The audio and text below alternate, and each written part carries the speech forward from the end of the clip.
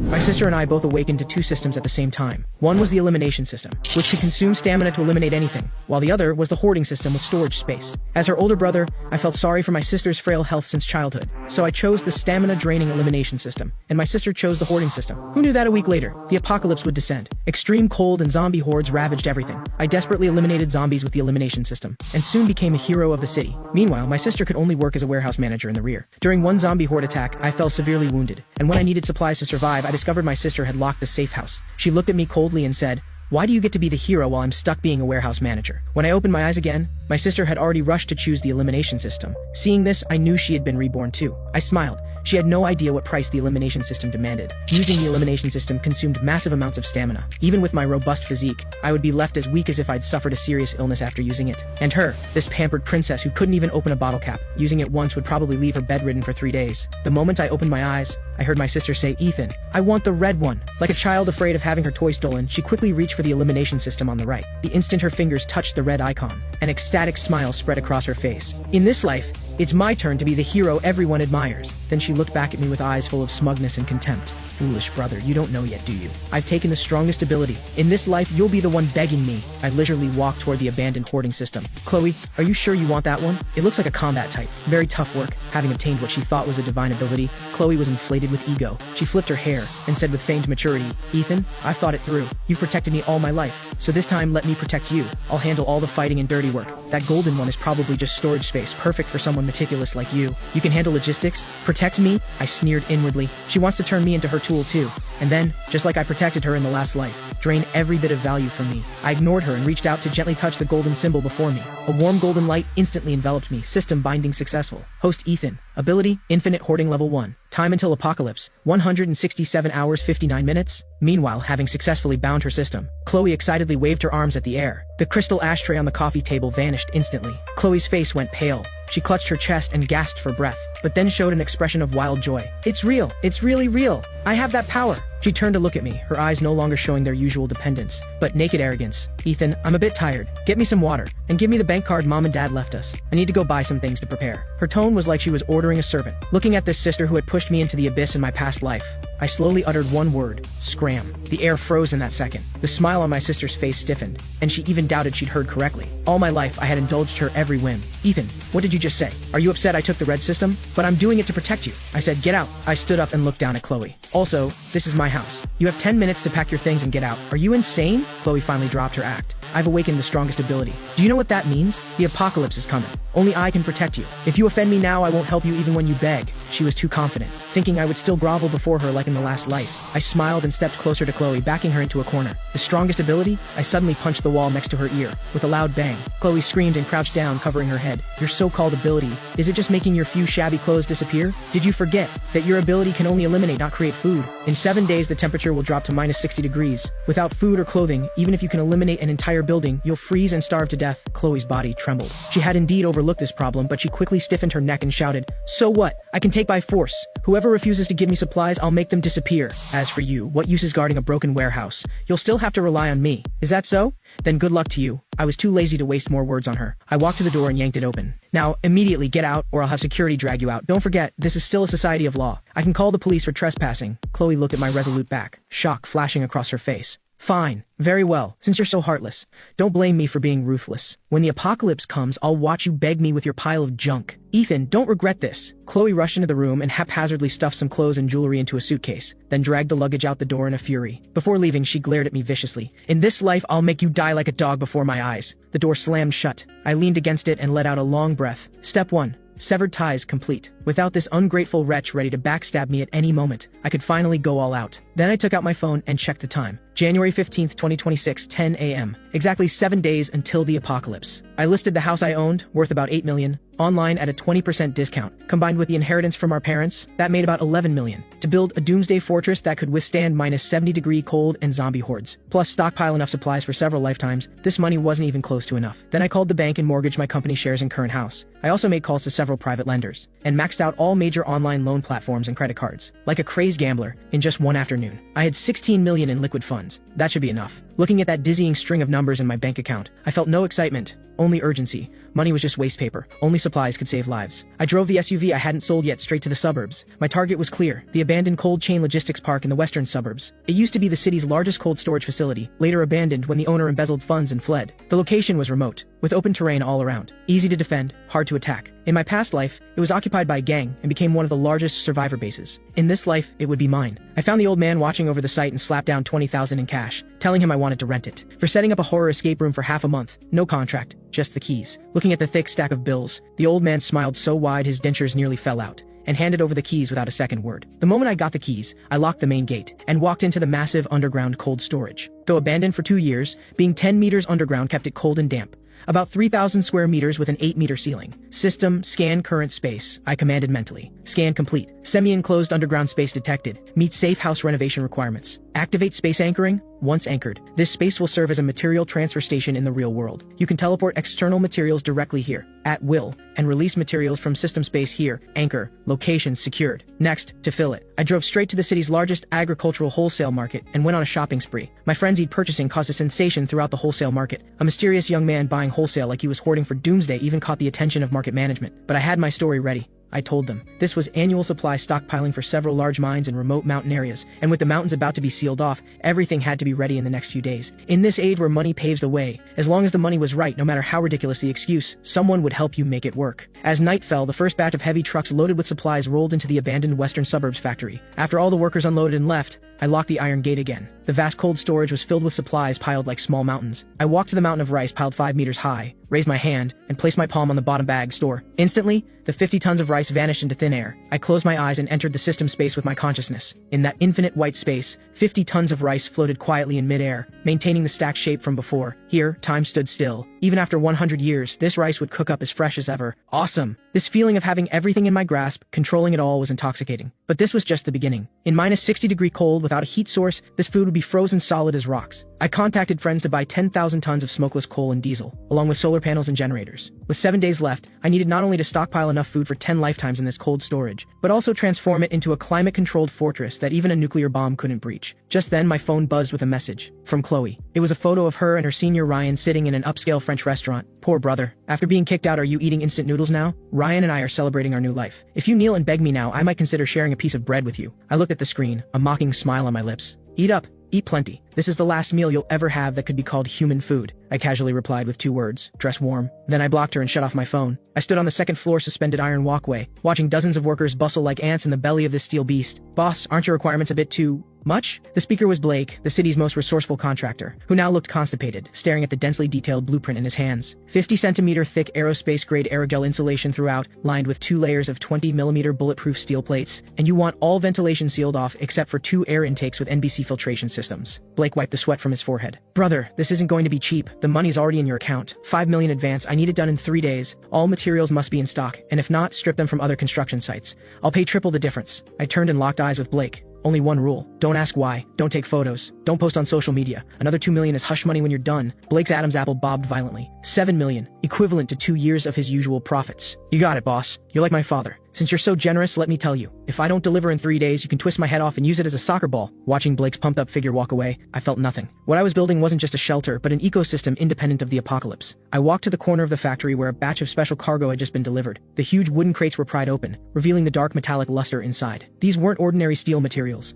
but high-voltage electric fence generators and military-grade blast-proof glass obtained through special channels. In the early apocalypse, the most terrifying thing wasn't zombies but human nature. When hunger and cold turned people into beasts, ordinary roll-up doors were as fragile as paper before mobs. System, store all these building materials and adjust their positions according to the blueprint. During the workers' dinner break, I lightly touched the heavy blast-proof glass, and dozens of tons of materials vanished instantly. Then under the system's precise control, seamlessly embedded themselves into the skylight positions at the top of the factory. As the last construction vehicle drove away, the massive iron gate slowly closed. Standing in the center of this steel fortress that was completely mine, looking at the room full of supplies piled like mountains, not enough. Far from enough. I checked my phone balance. Less than 500,000 left. My purchasing power through legitimate channels was exhausted. Next came the night of $0 shopping. 2 a.m. at the East Harbor Bonded Logistics Center. This was the city's largest import-export distribution hub, with tens of thousands of shipping containers stacked like building blocks at the docks, filled with premium goods from around the world. That night, I practically emptied half the bonded zone's high-value warehouses, until a slight stabbing pain in my brain warned me of mental energy overuse. I reluctantly stopped. Just as I was about to leave, a sudden roar of engines shattered the night silence. several black modified SUVs roared into the port, stopping in front of a concealed warehouse not far away. The car doors opened, and a dozen tattooed thugs got out. A bald man in the lead was loudly berating his subordinates. "Move the stuff, hurry up. Dragon said this shipment must be moved tonight." The authorities had been watching closely. The boxes they were moving bore prominent hazardous material warnings. I narrowed my eyes and activated the system's long-range scanning. Scan results: TNT explosives, detonators, industrial nitric acid, munitions. My heart skipped a beat. This was a smuggling point for the Black Shark Gang,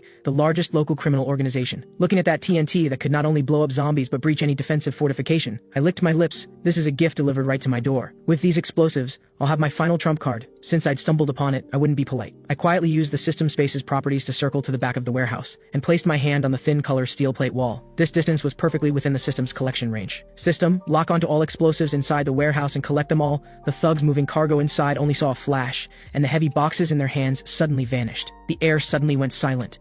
Over a dozen gang members stood frozen, carrying positions, gripping empty air, staring at each other bewildered. Holy shit, where are the boxes? This is insane. Dragon, we have a problem. The goods are gone, all gone. The bald leader rushed over and stared at the empty warehouse, his expression shifting from fury to terror to existential crisis. Who did this? Get out here. He drew his pistol and waved it wildly at the air. By then, I had already used the chaos to scale the port's perimeter wall and vanished into the night. 24-hour countdown. The city on its last day remained bustling, no one knowing this was the old world's final twilight. The meteorological station issued a blue cold wave warning, forecasting a temperature drop of 10 to 15 degrees tomorrow. Nobody took it seriously. At most, they'd wear an extra layer of long underwear. I didn't go out again, staying in the western suburbs fortress doing final checks. All doors and windows had been welded shut, leaving only one main entrance. I opened my phone one last time to check social media. Chloe had posted an update an hour ago. Though winter is coming, my heart is warm. Thanks for the surprise, Ryan. The future is bright. Some people can just rot with their dirty money. I smiled brilliantly. I liked it, then commented, "Enjoy it while you can." Just then, the drizzle outside suddenly stopped. Immediately after, a ping-pong ball-sized hailstone slammed heavily against the blast-proof glass. Then came the second, the third. Hail poured down like bullets. Following that came howling winds, and temperatures plummeted.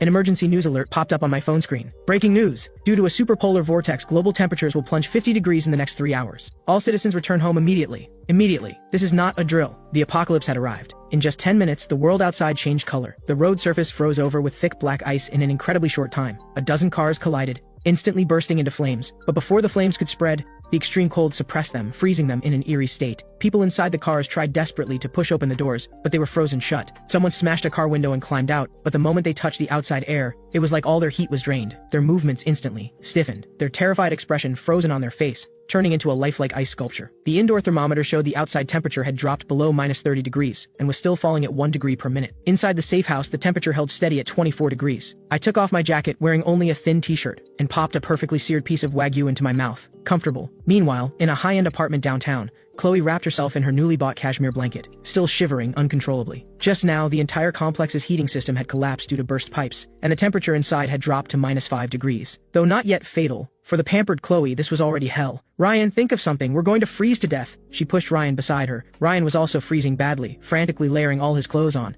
"Stop nagging. I'm cold too. This damn weather changed so suddenly. Quick, find some heat packs." "The heat packs are in that box." Chloe pointed to the corner. They fumbled around, searching, only to find fewer than 10 heat packs left, nowhere near enough to last the night. "Wait, your brother? Doesn't he have money? He must be in a luxury hotel or bought heating equipment. Call him quick." Chloe grasped at this lifeline like a drowning person, trembling hands dialing my number. "Sorry, the number you have dialed is switched off." "Damn it!" Chloe furiously threw her phone onto the sofa. "That bastard dared to turn off his phone." Don't panic. Ryan's eyes flickered. "I remember now. I saw your brother at the South City wholesale market before. I was far away, but I vaguely heard him repeatedly mention the western suburbs and a factory. There happens to be an abandoned factory there. At a time like this, he must be hiding there. Let's go find him." "But the snow outside is so bad." Chloe looked at the terrifying blizzard outside, hesitating. "Not going means waiting to die. The snow won't stop anytime soon. In a few more hours, the pipes here will burst. We have a car with heat. And once we find your brother, with your system and my brains, we can easily take him down. Then his supplies will be ours." Greed overcame fear. The two wrapped themselves in all their clothes and struggled downstairs, diving into the car. The car started, and when the warm air blew out, both sighed with relief.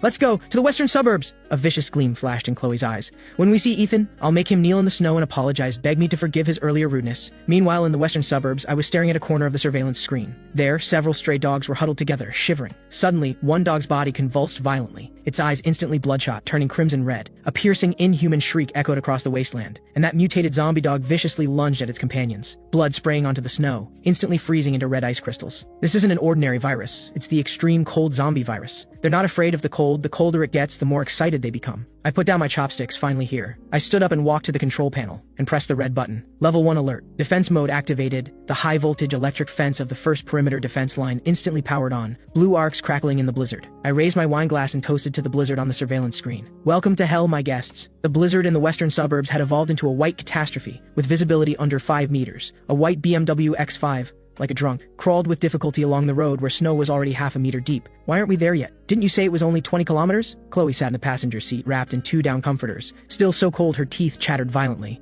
Don't nag. Ryan's hands on the steering wheel had lost all feeling, covered in purple-blue frostbite. The GPS says it's just ahead. Damn it, I can't see the road at all. A crisp crack, and the car body suddenly sank, then stalled completely. The undercarriage was stuck on a hard chunk of ice in the middle of the road. The car's broken! Ryan desperately pounded the steering wheel, but his hand hit the ice-hard leather cover, making him grimace in pain. What? Chloe screamed. Do you want me to die here? Ryan, you useless piece of— Shut up! If you're so capable, you drive. Ryan exploded too, survival instinct overpowering his usual pretense. Get out. That dark shadow ahead should be the factory. We'll walk. The two had no other choice now. Staying in the car meant freezing to death. They wrapped the comforters tight and stumbled into the blizzard like 2 clumsy penguins. They felt like their lungs were freezing, every breath a slow torture. 500 meters, usually a few minutes walk, took them a full half hour. When that steel beast of an abandoned factory appeared before them, the two practically crawled on their knees to the main gate. But the sight before them left them stunned. This wasn't an abandoned factory, this was clearly a steel fortress. The originally dilapidated red brick walls were completely covered with silver-gray metal plates. Chloe rushed to the massive solid steel gate, frantically pounding on the door. Ethan, I know you're in there. Open the door. Ethan, it's Chloe. I'm freezing to death. Please let me in. Ethan, it's Ryan. We're family. How can you leave us to die? The two shouted themselves hoarse, but their voices were quickly swallowed by the howling wind. Inside, I sat on a massive leather sofa, facing a wall of surveillance screens. On them, 2 blurry thermal imaging red shadows were pressed against the gate, like 2 pitiful flies. Beside me, red oil bubbled in a small copper pot, releasing an insanely appetizing spicy aroma. System, turn on external speakers, I ordered calmly. Activated, the speaker outside emitted a crackling sound, startling the two.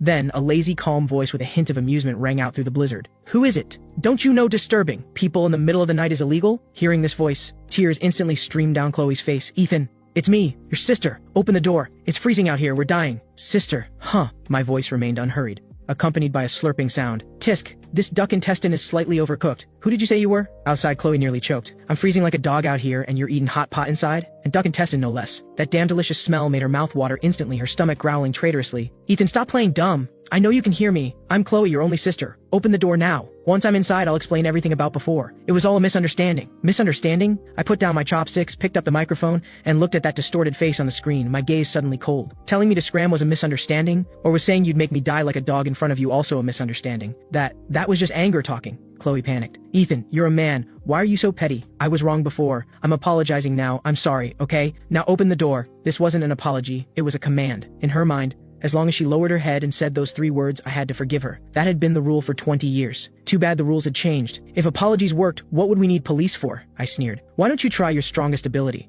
Don't you have the elimination system? These words struck Chloe like lightning, right? I have an ability. Why should I beg him? Fine. If you won't open it, I'll open it myself. Don't beg me later. A vicious gleam flashed in Chloe's eyes, and she took a deep breath, energy surging within her body. She slammed her frozen hand against the steel door. Eliminate! A red light burst from her palm, striking the door hard. However, the expected scene of the gate vanishing didn't happen. Instead, the red light was like hitting an invisible wall, instantly rebounding, making Chloe's arm go numb, and she fell backward into the snow. System warning, target object density too high and protected by high-level energy reinforced space anchoring. Host current level LV1. Cannot eliminate. Forced elimination requires life force consumption. Chloe stared in disbelief at the immovable door. My system is the strongest. How could I not even open a door? My merciless laughter came through the speakers. Forgot to tell you, this door cost me $5 million in aerospace-grade alloy, and my system happens to counter yours. Your elimination can't eliminate my hoarding. Now, get lost. Don't dirty the snow at my doorstep. The speaker cut off, then the floodlights above the gate suddenly blazed on, 2 blinding beams shining directly into their faces, making them unable to open their eyes. Chloe sat in the snow, feeling the cold that penetrated to her bones,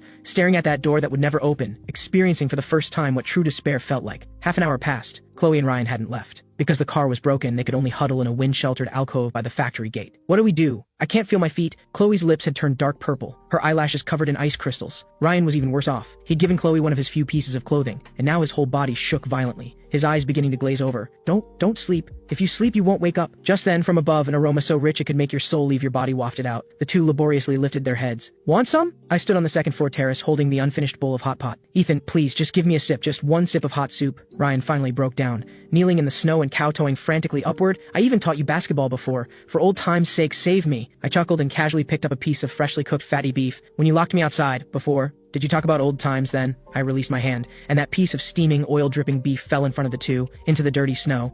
Ryan almost instinctively lunged to grab it, but Chloe was faster, snatching up that piece of snow-covered meat and shoving it directly into her mouth, swallowing it without even chewing. That moment of warmth made her moan with satisfaction. Tasty? Yes. So good, Chloe nodded, tears streaming. Since you've eaten, get lost already. My security system detected some little friends attracted by the smell just now. Before the two could react, several pairs of glowing green eyes suddenly appeared in the distant blizzard, low growls carrying over on the wind. They're mutated zombie dogs. Run, run! Ryan reacted fastest, grabbing Chloe and trying to flee, but the ground was all ice and snow, and the two slipped, face-planting hard into the ground.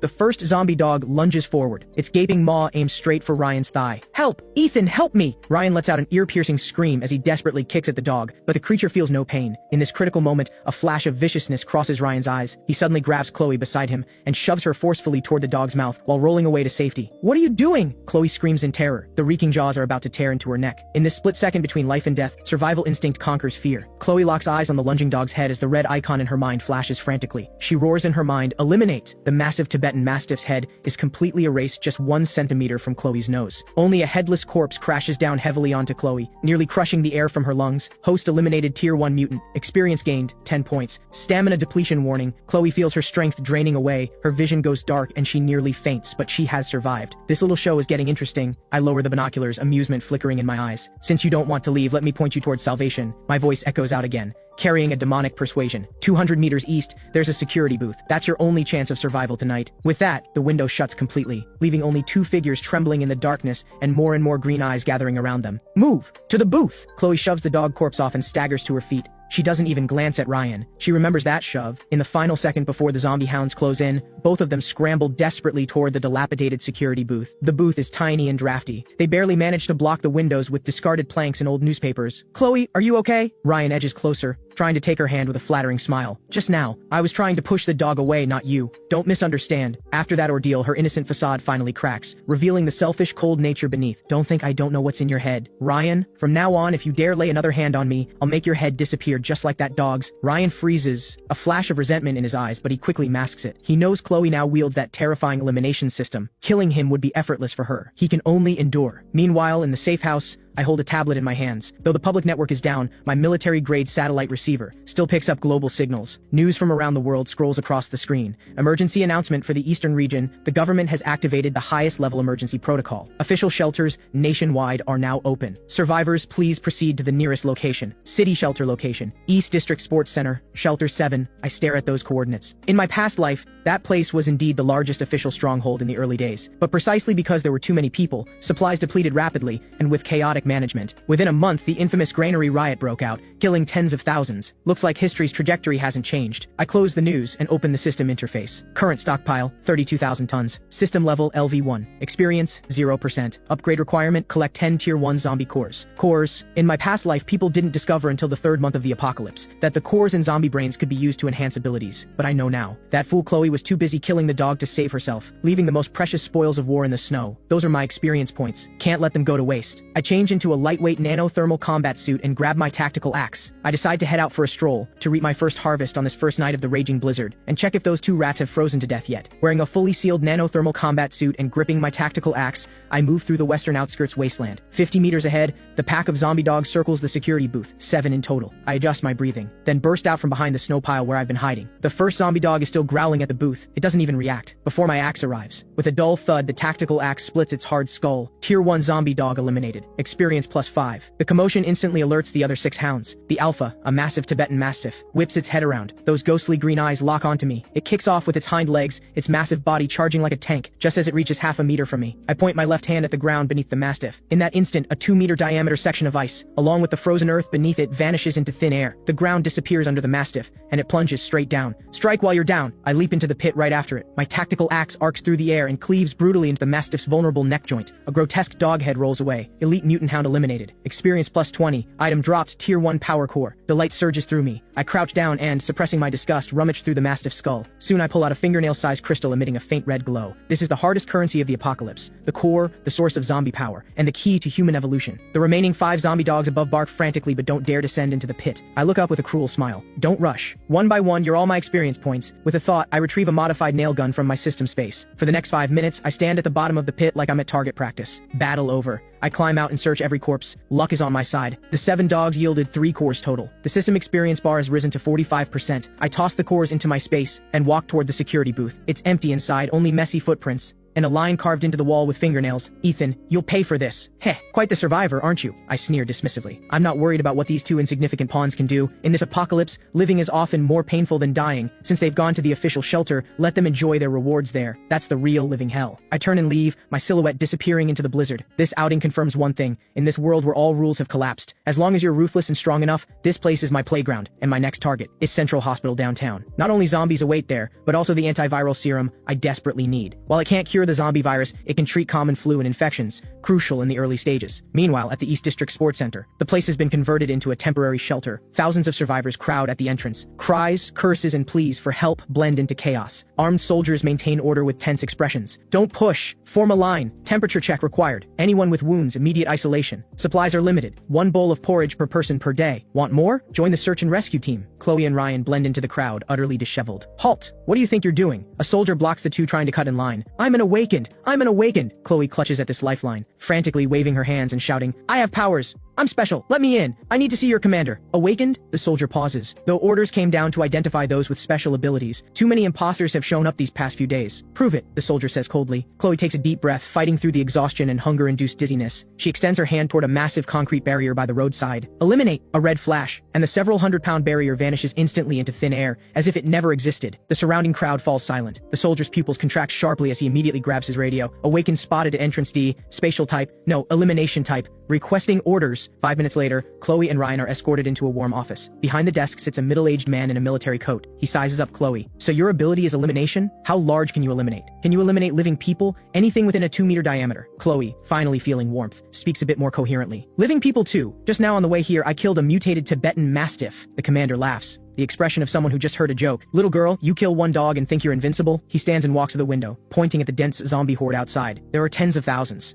of zombies now. Your ability that exhausts you after a few uses is worth nothing on the battlefield. Chloe's face instantly stiffens. However, the commander's tone shifts as his gaze falls on the snow-covered runway outside. Your ability has a more suitable purpose. The blizzard has blocked the roads. Supply trucks can't get through. The airstrip is buried in snow. We need to clear a lifeline. Snow removal? Chloe feels utterly humiliated. I'm supposed to be the protagonist with a cheat system, destined to become the queen of the apocalypse, and you want me to be a janitor? I refuse. I'm an awakened. How dare you humiliate me like this? Refuse? The commander's smile vanishes instantly. No work means no food here. Even the awakened work for what they get. Fine. Choose not to work. Then get out and go back to the blizzard. He waves his hand. 2 soldiers beside him immediately step forward, their gun barrels rising slightly. Ryan's legs go weak with fear. He quickly grabs Chloe's sleeve, frantically signaling with his eyes. Chloe, don't be rash. Stay alive first. We'll figure it out later. Chloe stares at those dark gun barrels, then thinks of the hellish cold outside. Her pride shatters.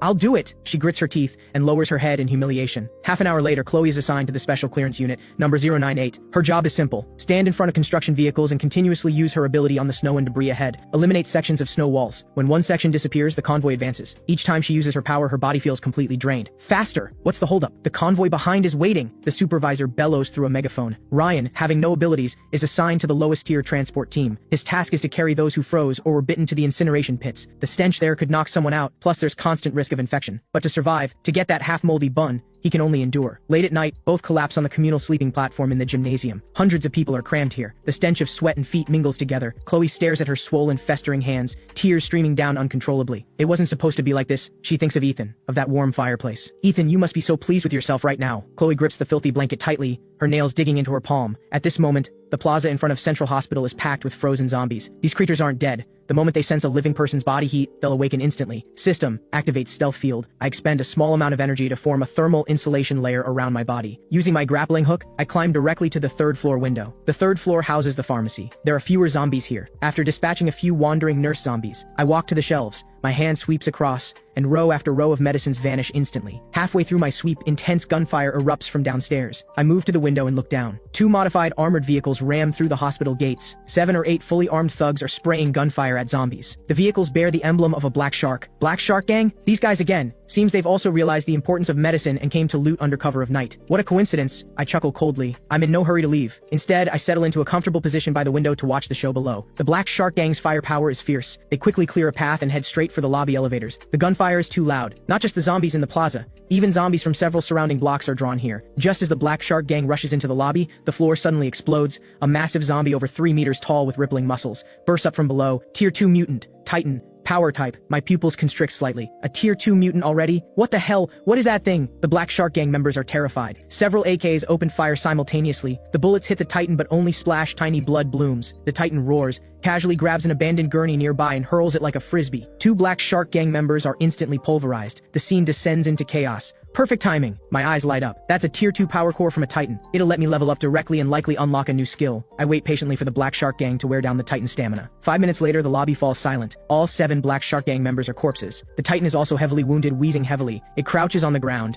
devouring corpses to recover. Now's my chance! Like a hawk, I leap from the 3rd floor. Mid-air, I retrieve a bundle of TNT from my system space. I light the fuse. Here's a present for you. The Titan opens its maw, instinctively thinking it's food, and chomps down. I roll as I land, taking cover behind a support column. A violent explosion shakes the entire building. When the smoke clears, everything above the Titan's neck has completely vanished, leaving only a massive headless corpse. I walk over and rummage through the pile of shredded flesh. Finally, I find a walnut-sized core. Tier 2 power core obtained. High-purity energy source detected. Absorb and upgrade immediately? Yes. The core in my hand instantly transforms into a warm current flowing into my palm. I feel every bone in my body crackling. Power surges through me wildly. System upgrade successful. Current level LV2. New function unlocked. Spatial rift blade. Consumes mental energy to create a 1-meter spatial rift in reality. Ignores physical defense. Cuts through any object. Ignores defense? I look at my palm. With a thought, an ink-black line materializes at my fingertips. I lightly trace it across the heavy armor of a nearby armored vehicle. Like cutting tofu, the hard steel plate splits open in a smooth line. I retract the ability with satisfaction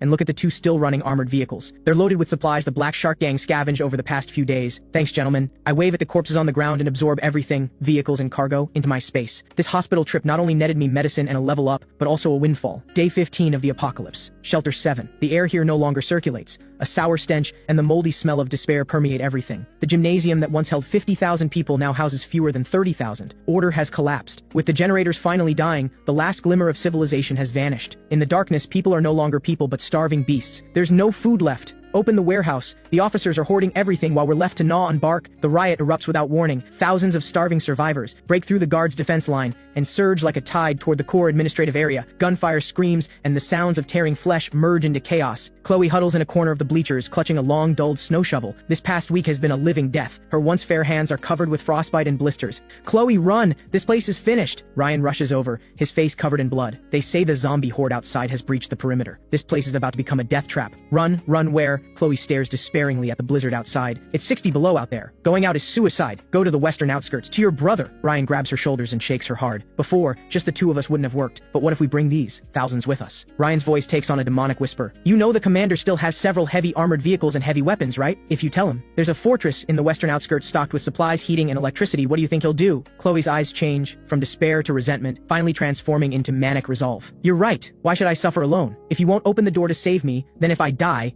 everyone dies together. Inside the core office, the commander, drenched in sweat, directs his subordinates to destroy documents while preparing to evacuate. Commander, I know a place. Chloe bursts in, shouting loudly despite the guns pointed at her. I know where there are supplies. Tens of thousands of tons, plus generators, plus completely secure fortifications. The commander whips around, staring at her intently. What did you say? I'm not lying. It's my brother's place. He's a hoarding system awakened. Before the apocalypse, he emptied every cold storage facility in the city. It's at the abandoned industrial zone in the western outskirts. If we take that place, we can survive. Everyone can survive. The commander's eyes light up. With the greedy gleam of salvation and desperation, the news spreads through the shelter like a virus. There's a granary in the western outskirts. Some selfish rich guy hoarded tens of thousands of tons of food. Let's kill him and take it all. The rioters, previously killing each other, suddenly have a common target. Half an hour later, a convoy with 5 heavy armored vehicles in the lead, over a dozen modified trucks following, and thousands of survivors trailing behind charges into the blizzard. Chloe sits in the lead armored vehicle, a cruel smile playing on her lips. Brother, this time I've brought an army to visit you. Let's see if you still refuse to open the door. At the rear of the convoy, a zombie horde drawn by the scent of living humans silently follows. The steel fortress's alarms don't sound. Instead, Beethoven's Fifth Symphony plays with rousing intensity. Dressed in a black tactical coat,